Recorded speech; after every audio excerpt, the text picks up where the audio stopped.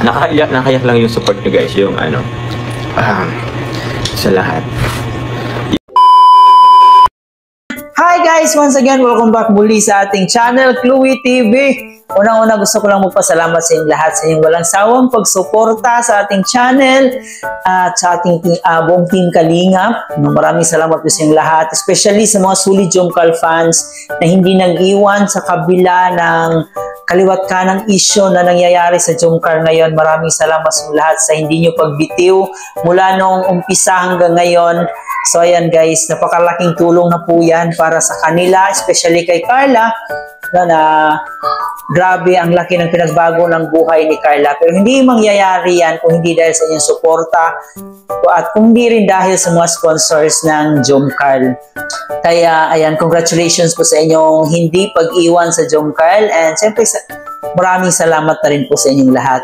And sa mga taong nakasuporta din sa akin dahil sa Jomcarl, maraming salamat po sa inyong lahat. So hindi ko man kayo maisa-isa, pero alam ng Diyos kung gaano ako nagpapasalamat sa inyong lahat.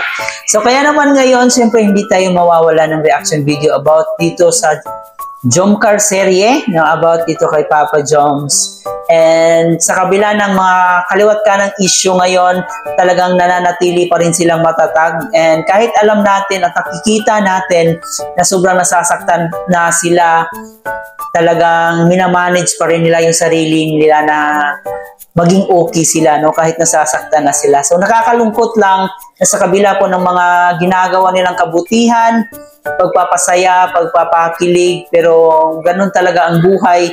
Minsan hindi natin alam na may darating na mga pagsubok. So ang importante, manalig lang po tayo at siyempre samahan po natin ng dasal para masolusyonan yung mga problema. So hindi rin naman natin hindi natin talaga maiiwasan yung mga ganong bagay. Kaya naman ngayon, siyempre bibigyan po natin ng reaction itong live ni Kalingap Jomar, kung saan marami po talaga ang naawa, marami ang nasaktan dahil napaiyak na nga po si Kalingap Jomar o si Papa Joms sa walang tigil na issue na to. So yung iba, biniblame si Kalingap Jomar. Yung iba, biniblame yung kabilang kampo. So, hindi natin alam kung sino nga ba talaga ang may kasalanan sa issue na to. Sabi nga nila, the truth shall prevail. Kung ano nga ba talaga ang totoo sa kabila ng mga issue na to. So, ngayon guys, samahan niyo po ako. Bibigyan po natin ng reaction pagkatapos nating mapanood ang clip video. Pero bago tayo magpatuloy, baka bago pa lang po kayo sa ating munting channel, please don't forget to hit the subscribe button. Isama na rin po notification bell para every time mag-a-upload po tayo, updated po kayo. At higit sa lahat, huwag kalimutan, suportahan ang pinakaama ng Kalingap, si Kuya Bal Santos Matubang, si Ate Edna Vlog, Kalingap Rab, at syempre si Jack Matubang. Suportahan po natin ang ating keyboys, Kalingap Partners, at ang ating mga charity vloggers sa Pilipinas. So, ayan guys, huwag na natin patagalin pa, panoorin na natin itong clip video na to. Siyempre, sometime, nahihirapan po siya sa mga issues. Please pray for her po. Please support po Carla po. Yun. Pag mag-like po siya, iparamdam nyo po yung support nyo sa kanya din. Thank you very much po sa inyo lahat. Yun, salamat po sa mga nag-support sa akin dati. Hindi ko naman po yun nakalimutan. Thank you very much po. Huwag kang mag-sorry sa kanila. Hindi naman po ako mag-sorry po para lang sa ano. Mag-sorry po ako para sa ano. Para sa, tawag niyan, mag-sorry ako para sa peace of mind po nating lahat. Opo, kasi ako po hindi naman ako perfecto. Sila, wala naman perfecto. Somehow siguro nagkamali din naman talaga ako. Somehow sila din, or kung sino man. I mean, opo, sino man hindi na tayo para hindi magpatawa, di ba? Ano lang, magsura ako para sa sarili ko din naman. I mean, para din naman sa peace of mind ko. And yun. Nakayak lang yung support nyo guys, yung ano, sa lahat. Yun na lang advice ko po sa inyo. Hopefully, wag na kayo, hindi ko rin kasi masabi huwag masaktan kasi kayo nagme-message pa sa akin na nasasaktan kayo, umiiyak. So, guys, pero yun, ano nyo na lang guys, kung ano po, ano muna kayo, iwas muna kayo sa comment section kung may nakita kayong ano, negativity or what, para hindi na po kayo masaktan. Hindi po ako nagsisorry lang sa ano, in general po ako nagsusorry. Opo, in general po ako nagsusorry. Wala, kasi, kasi nakita ko din kasi, tawag yan, parang, ang bigat ng mga nababasa ko kung ano-ano. So, I know, affected na kayo masyado, alam ko yun. Alam ko sobrang affected na kayo, alam ko sobrang naiyak na kayo. Pero, yun na lang din. May platform ako, medyo malaki rin ang platform ko. Kasi malaki yung subscriber ko eh.